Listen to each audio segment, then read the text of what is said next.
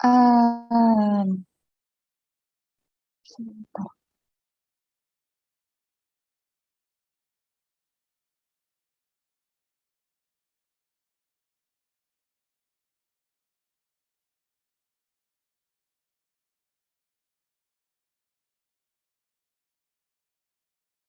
Channel Universe bareng gue Rian.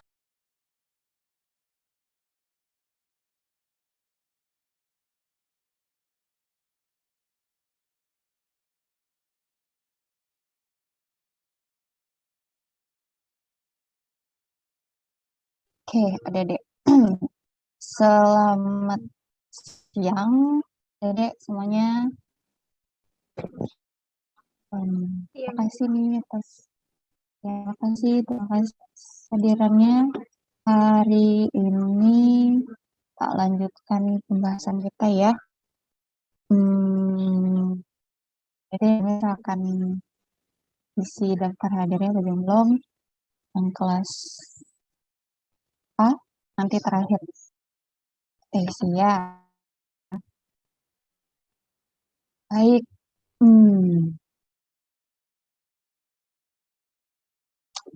Sesuai dengan RPS, hari ini kita akan bahas tentang access control matrix. Nah, kemarin kan minggu yang lalu kita sudah bahas tentang resource protection ya. Jadi bagaimana kita bisa melindungi resource kita. Kemarin kan ada bahas ya tentang apakah dari sisi media penyimpanan, gimana cara kita menjaga datanya tetap terjaga di sana, apakah dari sisi umur perangkatnya atau dari sisi tempat penyimpanannya. Kemarin juga kita bahas tentang di ruangan server ya, misalnya sebagai salah satu resource itu kita punya ruangannya, tata ruangannya, penjagaannya gimana, kita kasih kunci apa gitu. Nah, hari ini kita akan bahas access control matrix, tapi dia berada dalam payung access control. Nah, itu kita akan bahas dulu access control. Kelihatan nggak? Udah kelihatan? Udah, Bu. Oke, terima kasih. Udah, Bu. Oke, tentang access control. Nah, access control kemarin kan kita udah bahas ya. Adalah contohnya kemarin ada ruangan server atau data center lah. Di mana kita penjagaannya secara fisik. Tuh, kita kasih kunci, kita kasih gembok, kita kasih misalnya fingerprint dan segala macamnya. Itu baru tekniknya ya. Jadi kita amankan data kita gimana gitu. Nah, sekarang akses kontrol dari bahasanya sudah lihat ya, pengendalian akses. Jadi bagaimana kalau kita contohkan ke ruangan server kemarin kan, gimana siapa aja yang bisa masuk ke dalam ruangan server, atau siapa aja yang berhak untuk mengatur di ruang server itu. Apakah si A ini dia cuma boleh masuk aja buat mantau. Nah, kalau si B dia boleh masuk, dia boleh mengatur segala macamnya di ruangan itu. Nah, itu dia akses kontrol. Jadi apa sih sebenarnya akses kontrol? Nah, akses kontrol itu adalah sebenarnya sebuah metode di mana kita bisa menentukan bagaimana caranya atau siapa saja user atau subjek yang berhak untuk mengakses resource atau asetnya kita. Nah, sederhananya seperti itu. Jadi ya siapa yang berhak mengakses gitu. Seperti itu. Nah, untuk tipenya ya ada dua. Ada discretionary access control, ada non discretionary access control. Sebenarnya kalau Dedek baca di referensi itu sebenarnya tipenya ada lebih ya dari ini, tapi secara garis besar jadi terbagi menjadi dua. Secara garis besar dia terbagi menjadi dua, dan sisanya nanti kalau Dedek bisa menemukan itu turunan dari. Nah, discretionary access control. Apa itu discretionary access control? Nah, DAC ini dia adalah kita memberikan akses terhadap resource kita itu ditentukan oleh uh, user itu sendiri gitu. Contohnya misalnya kita punya satu file yang memang kita miliki ya, satu file atau satu folder. Nah, adik-adik bisa men-set siapa sih yang boleh mengakses foldernya adik-adik. Bisa adik-adik tentukan kapan aja berarti ya. Oh, yang bisa mengakses punya saya ini cuman teman saya dari divisi A sama divisi B, atau cuman secara personal aja. File saya cuma boleh diakses oleh si A, si B, si C. Si D nggak boleh. Kalau ibaratnya kayak ada di Google Drive, saya pernah share link ke temannya. Nah, dia kan bisa set ya, bisa set apakah temannya cuma bisa melihat aja di filenya atau cuma udah bisa mengedit. Nah, itu kan ada adik sendiri yang nge-set. Itu dia discretionary access control. Non discretionary access control itu adalah otoritasnya itu atau yang mengatur pengaksesan terhadap satu resource itu diatur oleh pusat. Jadi kalau yang sebelumnya adik-adik ngatur sendiri, kalau yang non ini diatur oleh pusat. Jadi ada aturan tersendiri yang sudah diatur, disediakan oleh organisasinya, perusahaannya. Jadi misalnya yang file tadi itu, nah itu dia sudah memberikan ini cuma boleh diakses oleh teman-teman dari divisi A, B, C, sisanya nggak boleh. Dan kita tidak bisa mengubahnya. Ataupun misalnya adik-adik menjadi orang yang berwenang dalam mengatur pengaksesan ini, itu ada rules-nya. Jadi adik-adik nggak bisa mengatur sesuka hati orang-orang yang bisa mengaksesnya. Jadi itu bedanya. Yang satu adik-adik ini bisa diatur sendiri, yang ini ditentukan oleh pusat atau ditentukan oleh organisasi. Jadi ini udah ada aturan tersendiri ya. Dan ini udah bersifat apa ya, mengikat lah itu. Jadi misalnya nanti kalau ada bisa menemukan atau role ya ada role based access control misalnya, nah itu dia turunan dari ini nih.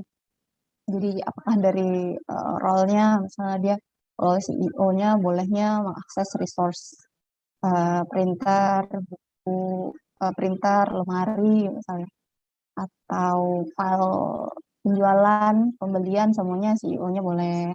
Nanti sisanya karyawannya cuma boleh mengakses file penjualan itu misalnya ya. Itu berdasarkan role-nya. Nah, itu masih banyak pembagiannya, tapi secara umum terbagi menjadi dua. Nah, ketika kita berbicara tentang akses kontrol, itu kita sedang melihat bagaimana hubungan antara subjek dengan objek. Nah, apa itu subjek?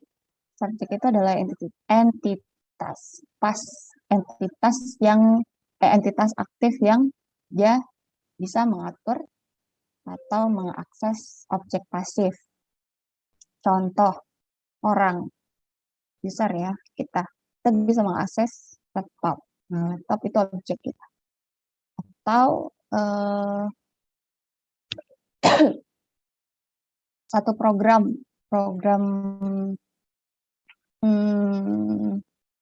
apa ya, misalnya antivirus misalnya. Nah, dia bisa mengakses program lain, bisa mengakses file kita misalnya. Jadi subjek itu yang dia aktif, yang dia bisa mengakses resource lain. Nah, kalau objek itu dia entitas pasif yang dia menyediakan informasi untuk kita akses. Jadi ya ada subjek, ada objek ketika kita berbicara tentang akses kontrol. Jadi ini akan ada contohnya Adik harus paham yang mana yang subjek, yang mana yang objek. Nah, masih tentang access control. Adik kan di awal sudah bahas ya tentang CIA triad awal, bahwa di keamanan informasi kita harus menjaga minimal 3 ini, confidentiality, integrity, sama availability. Nah, apa sih perannya access control terhadap 3 pilar dari information security ini? Nah, dia adalah dengan kita menerapkan access control pada satu sistem atau pada satu file. Nah, kita itu adalah untuk menghindari kehilangan. Nah, kehilangan apa? Kita lihat kehilangan dari confidentiality, kehilangan integrity, atau kehilangan availability. Nah, untuk confidentiality ini, yang itu dengan adanya kita menerapkan access control pada satu sistem, itu bisa memastikan bahwa hanya objek-objek, hanya subjek-subjek tertentu yang bisa mengakses objek, atau hanya user-user yang sudah ditentukan yang bisa mengakses objek, atau misalnya ada cuma user tertentu yang boleh mengakses satu file gitu. Jadi ketika ada subjek lain atau user lain yang bisa mengakses data kita atau file kita, berarti kita sudah kehilangan confidentiality. Itu. Sama halnya juga dengan integritas data kita. Ketika kita memastikan ada penerapan access control di sistem kita atau di data kita, berarti kita sudah memastikan bahwa data kita itu tidak bisa diubah oleh subjek-subjek atau user yang tidak diberikan akses gitu. Jadi ketika dia ada subjek lain yang tidak seharusnya dia bisa mengakses data kita, nah kalau dia cuma bisa mengakses itu berarti kita sudah kehilangan confidentiality. Nah, apalagi kita ketika dia sudah bisa mengubah data kita, berarti kita sudah kehilangan integrity dari data kita atau dari resource kita. Jadi dia berkaitan ya. Yang ketiga adalah availability. Ketika kita menerapkan access control, berarti kita sebenarnya harus bisa memastikan bahwa yang diminta itu, data yang diminta itu sudah sesuai dengan waktunya. Karena kapanpun, kan kalau availability, kapanpun kita bisa minta datanya, dia harus ada ya, kasih. Ketika datanya tidak ada atau terlambat aksesnya, atau kita ada user lain yang sudah masuk, kemudian datanya dihapus, nah berarti kita sudah kehilangan availability. Jadi itu dia. Jadi penerapan access control itu dia untuk menghindari kehilangan dari confidentiality, kehilangan dari integrity, dan kehilangan dari availability. Jadi penerapan access control itu sangat penting ya, adik-adik, dan rasa kita sudah terbiasa lah dengan penerapan ini, sudah sehari-hari lah. Jadi kalau apakah pakai email, apakah mengakses Google Drive, atau akses gadgetnya sekarang, sudah banyak tuh akses control untuk pengendalian akses terhadap resource kita. Nah, itu dia kait dengan kenapa kita perlu akses control dan apa hubungannya dengan CIA triad. Nah, akses control itu ada 4 mekanisme. Yang pertama adalah identification, kedua authentication, kemudian authorization, dan accountability. Secara sederhananya, ya identifikasi itu ya untuk memastikan bahwa saya adalah pengguna sistem ini. Jadi ketika kita pakai ID kita, ya kita pengguna sistem ini atau kita punya akses nih terhadap sistem ini atau data ini. Yang kedua, authentication. Misalnya kita harus membuktikan bahwa kita memang pengguna ini. Nah, itu kan dari apa lagi? Misalnya password atau fingerprint macam-macam ya. Nanti kita lihat. Ketiga, authorization. Nah, ketika kita sudah masuk pada satu sistem, kita sudah pastikan kita tahu gitu. Kita tahu apa sih yang bisa kita lakukan dengan sistem. Apakah kita berhak untuk mengubahnya atau kita hanya boleh membaca saja, boleh menambahkan data saja misalnya, atau kita tidak boleh punya akses sama sekali itu di awal ya. Tapi untuk di authorization, apakah kita boleh membaca, boleh melihatnya, apa yang bisa kita lakukan, apa yang boleh kita lakukan di sini. Nah, accountability itu memastikan bahwa apa yang kita lakukan itu bisa dimonitor baik gitu. Jadi ada historinya lah ya. Jadi mekanisme akses kontrol ini memang harus jelas gitu stepnya. Semuanya tuh harus terrecord dengan baik, benar. Untuk identification ini adalah menyatakan bahwa user ini memang berhak masuk ke sistem ini. Jadi kalau beberapa perusahaan dia bisa pakai, kalau kita dikasih random nomor atau beberapa karakter kita bisa masuk ya, masuk pada sistem itu. Nah, itu bisa disebut sebagai ID juga, atau beberapa organisasi dia mengenerate random ID juga. Jadi kalau misalnya sebelumnya ini kita dikasih aja tuh nama, kemudian ada angka kita terakhir, nah itu ID kita. Nah kalau yang ada beberapa organisasi yang dia memang generate sendiri, jadi random, ada kode-kode atau bahasa angka huruf yang random gitu. Nah ada juga, dan kebanyakan organisasi dia menggunakan informasi yang memang ini lebih sederhana sebenarnya ya, nama user dan atau panggilannya gitu. Jadi kalau ada mengakses satu sistem sudah pakai nama itu ID ya, nama atau berapa kode-kode lain yang sudah diberikan tahap. Dan kemudian authentication itu dia, ini adalah proses validasi bahwa ini beneran nih orang ini memang punya punya hak akses. Gimana caranya? Ada beberapa mekanisme yang bisa kita terapkan. Salah satunya boleh kalau mau meningkatkan lagi boleh dipakai semuanya.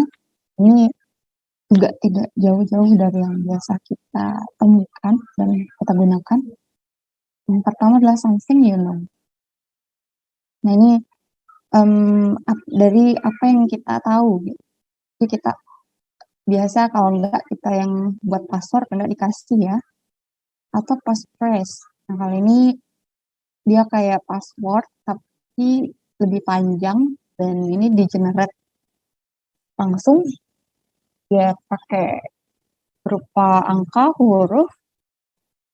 Untuk yang lebih panjang, kalau password kan kadang kita mudah ditebak nih. Kalau ini kita emang dikasih password, jenis password yang sangat panjang lah gitu.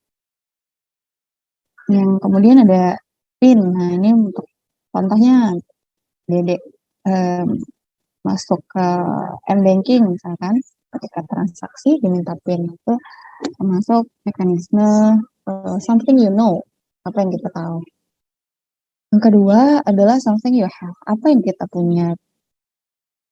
Ini misalnya ketika kita ingin mengakses satu sistem, kita diminta untuk memasukkan ID card kita atau nomor KTP misalnya, atau nomor ATM, itu something you have. Ketiga adalah something you are or can produce. Nah, ini apa yang ada di diri kita atau karakteristik diri kita. Misalnya fingerprint, dan retina, iris, voice misalnya, atau tantangan gitu. Jadi benar-benar karakteristik dari seseorang gitu kan. Itu prosedur mekanisme yang bisa digunakan untuk tahapan autentikasi. Jadi ini bisa digunakan satu aja, mungkin yang biasanya ini ya. Kemudian mungkin bisa ada tes kontrol berlipat, misalnya dia mau nambahkan fingerprint, silakan. Ini dia tahapan autentikasi.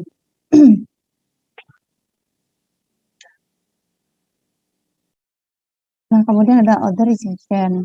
Ini untuk mengetahui apa saja role atau dia memiliki hak aksesnya apa aja dalam satu sistem. Biasanya dia berupa bentuk access control matrix yang akan kita bahas setelah ini. Jadi si A ketika dia masuk ke satu sistem nilai UTS misalnya, dia bolehnya menginputkan saja, menginputkan nilai saja, atau yang kedua dia boleh melihat saja, atau dia boleh juga memodify, mengubah. Itu dia nanti terkait dengan authorization. Nanti akan kita bahas ya ya. Nah, memberikan authorization ke satu resource itu bisa ada tiga juga ya, tiga cara. Yang pertama, apakah dari per orang individu. Yang A bisa mengakses resource B, dia cuma boleh membaca misalnya, atau yang ini kedua itu dia per grup, jadi sudah tidak per orang. Jadi ketika kita sudah masuk ke dalam satu tim gitu, misalnya yang divisi A, divisi X lah, divisi X dia boleh mengubah data di file ini gitu, atau per kelompok, atau dari multiple sistem, berbagai sistem ya. Jadi ini sudah tidak individual lagi. Yang 2 dan 3, yang pertama ini per individu gitu, diberikan hak akses kontrolnya itu seperti apa aja. Itu dia authorization. Ada accountability. Ini bisa disebut juga sebagai auditability. Jadi sini lebih ke memonitor penggunaan dari pengaksesan dari satu sistem. Misalnya mungkin udah pakai aplikasi, jadi udah ada historinya lah, histori dari pengaksesan seseorang. Misalnya Dede kan, kalau Dede bikin database misalnya, adik-adik yang membuat database ya, adik-adik memberikan role kalau si A itu cuma bisa menulis, misalnya menambahkan data. Nah, karena Dede bisa lihat ya, dia di jam berapa dia barusan mengubah data. Nah, itu harus record dengan baik, benar. Itu dia mekanisme dari akses kontrol. Nah, untuk modelnya, arsitektur modelnya ini itu adalah sebuah blueprint, lebih ke blueprint yang bisa membantu suatu perusahaan dalam membuat akses kontrol, menentukan akses kontrol ya. Jadi dia tidak baku, tapi dia menjadi standar lah, bisa jadi acuan untuk perusahaan-perusahaan. Nah, sebenarnya untuk modelnya itu banyak sekali. Ada, kalau ada baca di referensi itu bisa sampai 10 mungkin, ada yang nuliskan 8. Tapi yang kita bahas kali ini 2, itu akses control matrix dan Della Padula model. untuk yang sekarang kita hanya akan sampai ke akses control matrix dan pertemuan berikutnya kita akan bahas tentang jela perintah. Oke. Nah, akses control matrix. Nah, apa itu akses control matrix? Ini sebenarnya juga Dede, menurut saya Dede juga mudah nanti memahaminya dan karena udah belajar matrix ya. Karena matrix itu terdiri dari baris dan kolom yang sama juga untuk akses control matrix ya ada kolom, ada baris. Kalau kolom itu sebagai akses control list yang kalau baris ya capabilities. Sekarang kita lihat. Jadi dengan penggunaan akses control matrix kita bisa lihat bagaimana hubungan dari subjek dan objek. Setiap subjek itu punya kendali ke setiap objeknya itu seperti apa. Secara sederhananya itu bisa disampaikan. Nah ini contoh dari akses control matrix. Sebelum kita bahas, saya minta Dede ada yang mau coba ini bagaimana kita membacanya, bagaimana memahaminya tabel di depan ini. Silakan.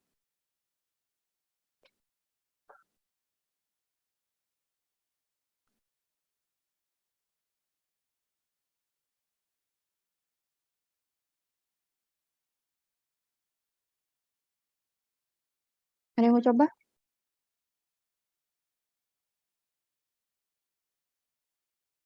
Oke, silakan Syafiq.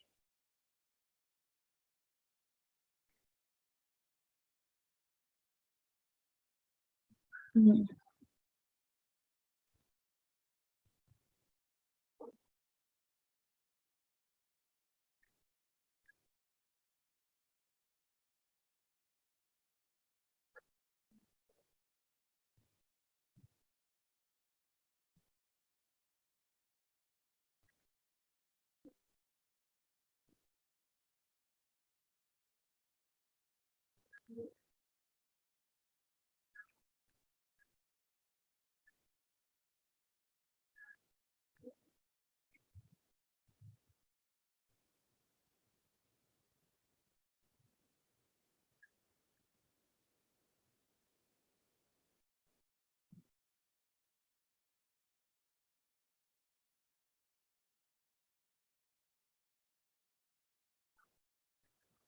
Baik, terima kasih Syafiq.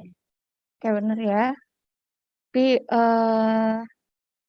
ini adalah subjek, ini objek. Nah, kalau kita sedang baca, kita contohkan seperti yang Syafiq bilang tadi. Nah nih, Mart. Mart itu dia bisa membaca dan menambahkan data atau menulis di dokumen file. Jadi ketika misal Mary nih, dia sedang pengen menggunakan printer. Nah, jadi dilihat dulu hak aksesnya apa. Dia cuma bisa ngeprint. Jadi dia nggak boleh memanage antrian dari printnya. Atau Bob dia pengen pakai printer, tapi ternyata dia nggak punya hak akses. Jadi dia benar-benar nggak boleh, nggak bisa pakai print. Sederhana itu memang akses control matrix. Seperti yang sudah disebutkan oleh Syafiq. Ini subjek, yang atas ini objek, hanya dokumen file, printer, bisa tergantung disesuaikan aja ya.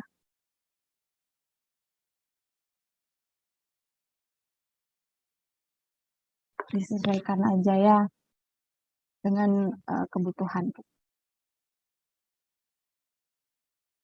Ini ketika kita bahas tentang baris, kita sebut sebagai capability list. Jadi mark itu terhadap dokumen file dia bisa apa aja, terhadap printer dia bisa apa aja, network folder sharing list boleh ngapain aja.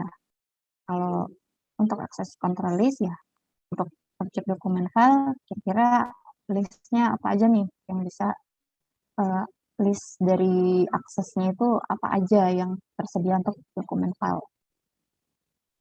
Jadi boleh dibaca aja atau tidak ada akses sama sekali, boleh baca atau tuliskan atau bisa mengubah permission ya. Itu dia akses control matrix.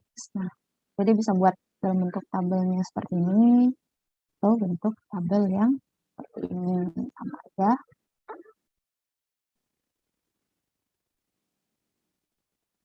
Atau bentuk matriks biasa ya. Nah, ini untuk latihan adik-adik membuat akses kontrol matriks.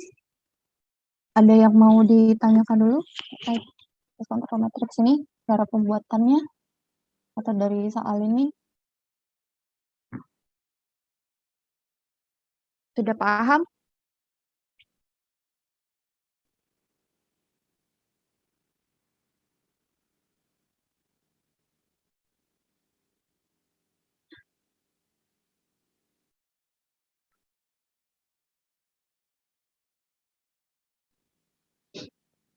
Gimana, udah paham semua cara membuat akses kontrol matriks?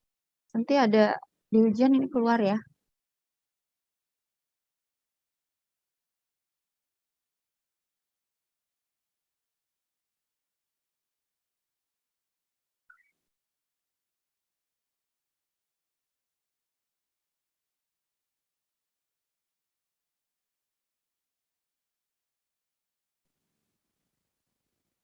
Gimana? Diam semua nih. Udah paham semua ya? Yang nggak paham lah ya. Nggak ada pertanyaan, ini membuatnya paham. Cara membuatnya, Dede harus membuat akses kontrol matriks yang seperti tadi. Silakan definisikan objeknya apa aja, subjeknya apa aja, kemudian akses kontrol pada setiap objeknya apa aja.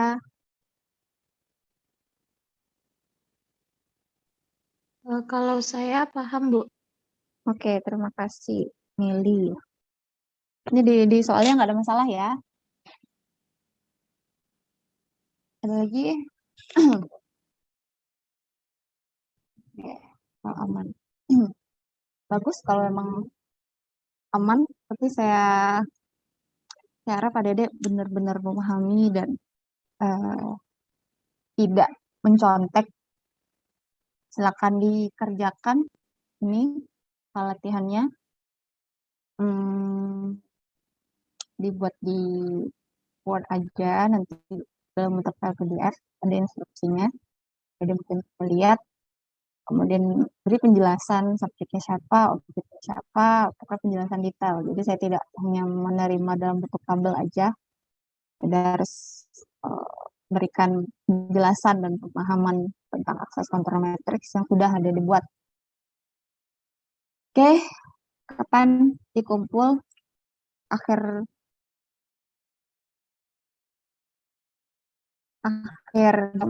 kuliah?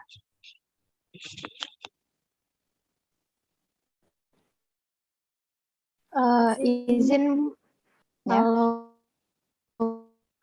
malam gimana? Boleh, ini kayaknya udah ya sama sebelum.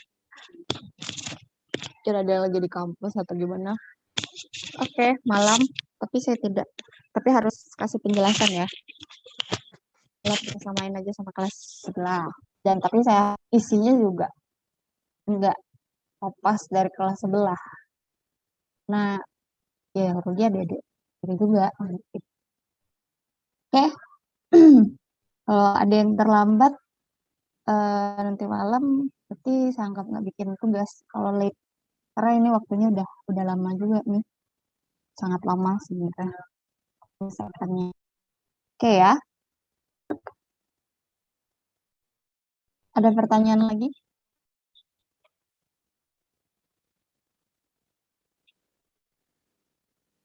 Nggak ada. Oke, kalau gitu silakan. Oh iya, silakan kerjakan dulu soal latihannya.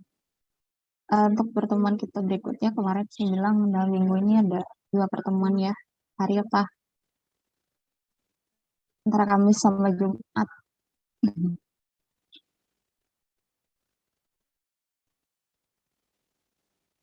Apa Dedek yang available Kamis atau Jumat?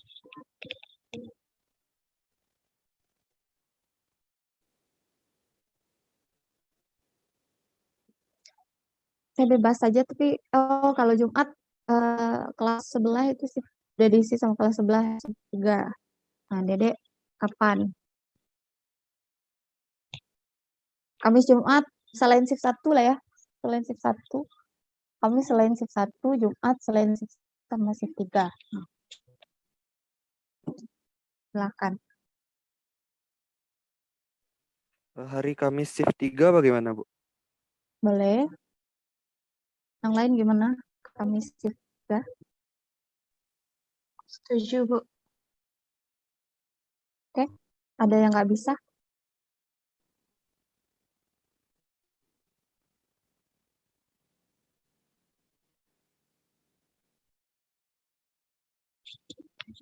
Bisa semua ya? Oke. Oh, tidak ada komentar mengkonfirmasi. Bisa. Oke, kalau gitu itu pembahasan kita hari ini. Kita akan dikerjakan latihannya personal. Jangan nyontek. Kalau diskusi boleh, tapi memang benar-benar dipahami bersama.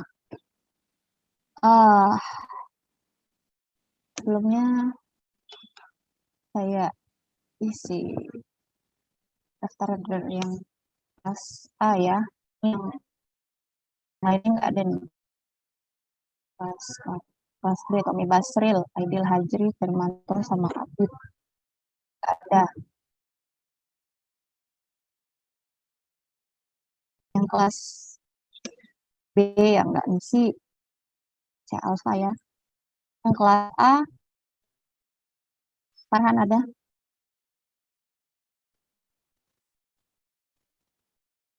Nggak ada.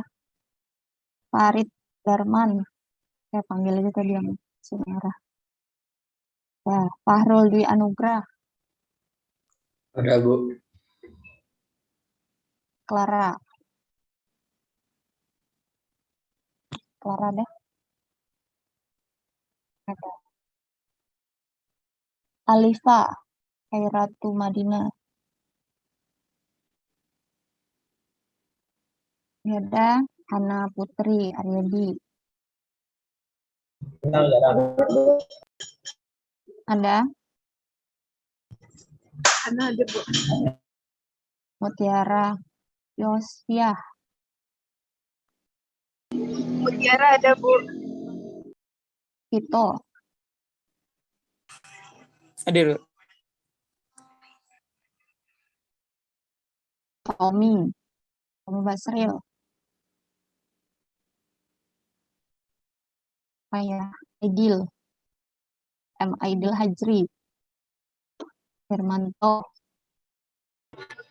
Biasa, Bu, ibu dikit dong. Abid Navindo. Paranisa Ramadhani. Ada, Bu. Oh, nggak diisi absennya.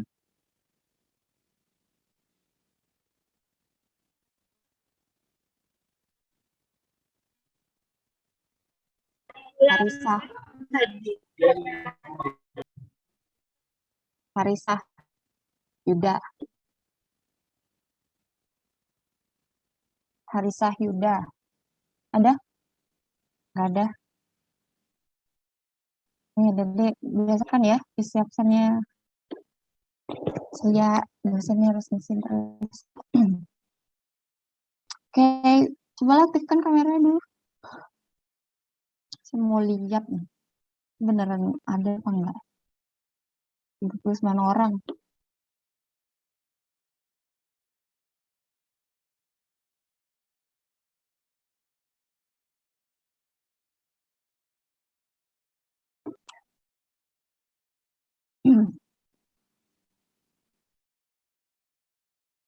Kenapa cuman 39 ini. Absennya penuh ya. Saya cek lah ya. Haris Lutfi, Hadir, Bu. Muhammad Taufikul Hakim, Hadir, Bu. Muhammad Syafiq,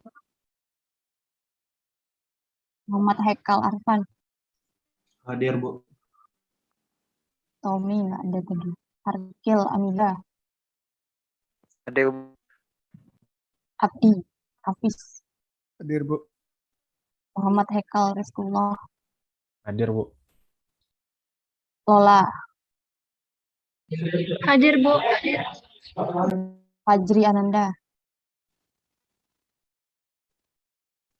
ada. Dina Andrea, Hadir, Bu. Melia, Hadir, Bu. Ikrar, Hadir, Bu. M. Zakioni, Hadir, Bu. Radiati, Endang Fitri, ada.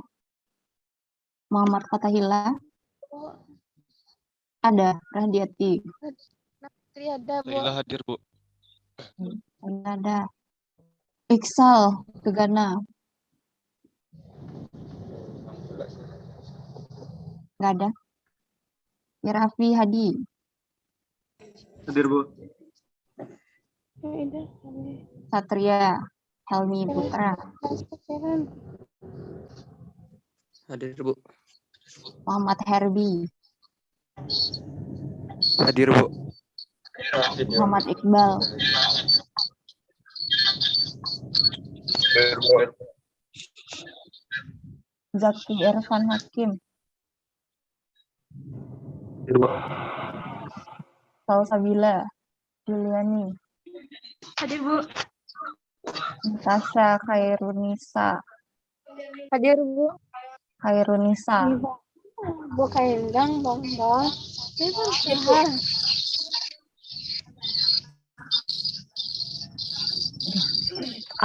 oh ini ada. Deni Nurmalis Cinta, Aulia Pratama, Hadir, Bu. Aditya Prawira, ada. Pratano, Hadir, Bu. Puja Putri, ada Puja, nggak ada. Yolanda Rahmalia, Puja, Puja ada. Puja Putri, oke. Yolanda Rahmalia nggak ada. Faisa ada. Ada ya, Vanessa. Ada Vanessa. Rasa saya aja nih tadi. Vanessa Ramadhani. Nggak ada. Nada Rifda. Vanessa hadir, Bu. Nada. Hadir, Bu. Felix Rizky Yulianto. Hadir, Bu. Busairo. Hadir, Bu. Ririn. Au. Hadir, Bu. Oh ya, Bu. Arif. Puja, izin, Bu. Puja Putri Ananda tadi hadir di kolom komentar tadi, Bu. Mungkin mic-nya agak terkendala, Bu. Ya, sudah saya tulis. Makasih. Arif Wahyu. Ada ya. Patricia Wulandari. Hadir, Bu. Zulfadli. Hadir, Bu. Oke, kalau gitu. Kasih banyak atas kehadirannya. Kasih atas partisipasinya. Misalkan ada dikerjakan tugasnya. Soal latihan ini saya harap adik-adik bisa paham ya, karena ujian sudah akan keluar, akan diujiankan, jadi jangan hanya melihat tugas teman. Kalau memang mau diskusi silakan, akan dikumpulkan nanti malam, dibuat mungkin dalam bentuk file PDF, lihat instruksi filenya di oke ya. Oke, adik-adik, kalau gitu sekian temuan hari ini, sekian manfaat masih tersekali.